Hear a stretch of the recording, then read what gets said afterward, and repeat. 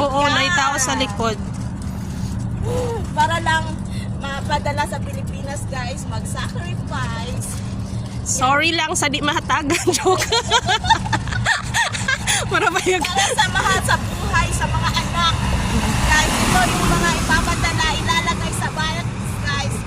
Yan. Malamig dito, guys. 8 degree, pero kakayanin. Feels like 6, no? Yeah, oo. Tayo na, uy.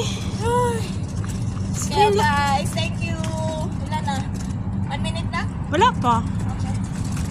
Sige, lakaw lang. Ikaw lang may ano, ani.